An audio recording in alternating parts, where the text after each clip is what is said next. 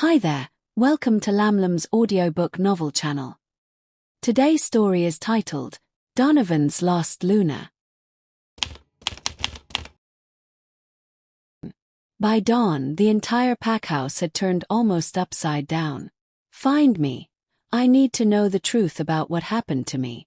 I'm not going to look like an idiot in front of those good-for-nothing elders, he growled, and I heard his voice reverberate from the corner of the room that I stood in.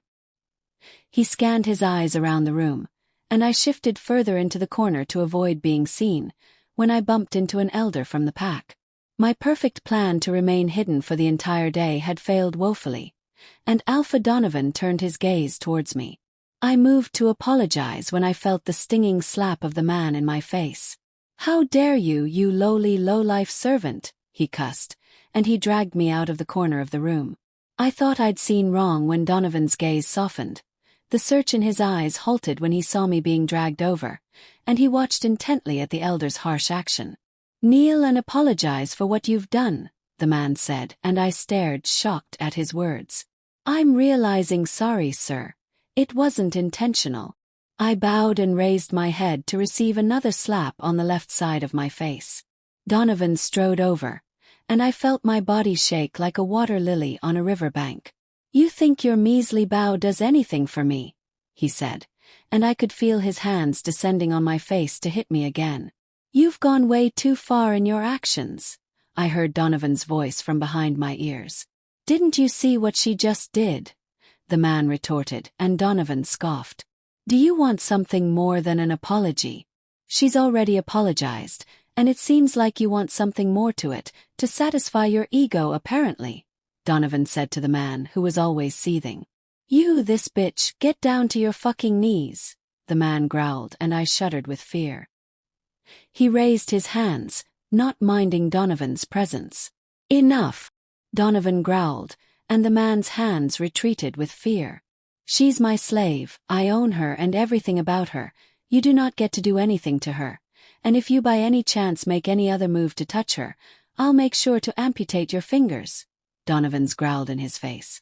The treading fear in my heart dissipated with Donovan's words, but the man was still adamant. "You think you can do anything to me?" The man scoffed and raised his hands to hit my face. Another stinging tear tore across my face, and I looked teary-eyed at him, glaring right into his eyes. "Look at that attitude. This still dares to look me in the eye," he said, and the pride and self-esteem he was trying to firm for himself were shredding away. A maid was passing by, and Donovan caught sight of the fruit knife inside the basket she carried in her hands. "I'll show you that there's a lot I can do," Donovan said, and picked the knife from the basket, holding the knife and forcibly pressing his hands to the table, stabbing the knife into the middle of his palms. His screams filled the large room, and Donovan pressed it further to the other end of his palms. "She's mine, my maid, my servant, whatever title I choose to give her, and I tell you that you do not have any right to hit, talk to, or even cast a glance at her," he said, and the man nodded hurriedly and shook his head with sweat running down his face. Donovan held the knife away from his hands and threw the knife to the ground, leaving the room in a shrill silence, and the drips of the man's blood, together with his muffled screams, were the only sound. "Have her sent back to her quarters," he said to the head maid, who had run and stood in front of the door to avoid getting into trouble. She doesn't have a room, Alpha Donavon," the head maid said, and she bowed her head in fear. "For fuck's sake, arrange one for her. There's enough room in the packhouse to accommodate the whole of the pack," he said, taking another glance at me before leaving. "Yes, Alpha Donavon," she said, holding my hands away from the room. I could feel the man glaring loathingly at my leaving figure, and could only hope it ended there. The maid spoke in hushed voices as I was held away, and the head maid held my hand as carefully as she could, which on a different day, I'd be dragged ruthlessly. I hadn't expected Donovan to save me from that man, but that only proved he was obsessed with whatever hatred he had for me. So much so that no one else was allowed to inflict pain on me.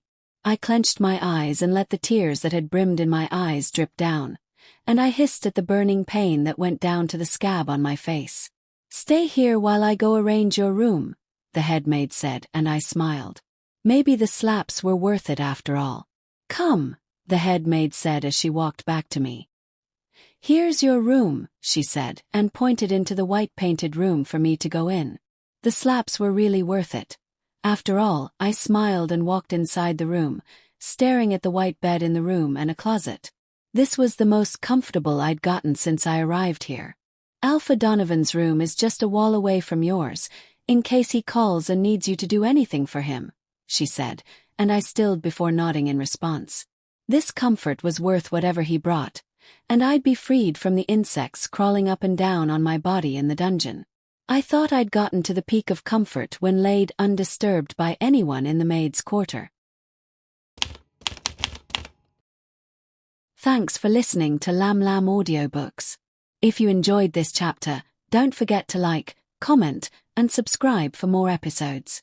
New chapters drop every Monday, Wednesday, Friday, and Sunday at 9 a.m. Stay tuned, because in this story, nothing is ever what it seems. Until next time, keep listening.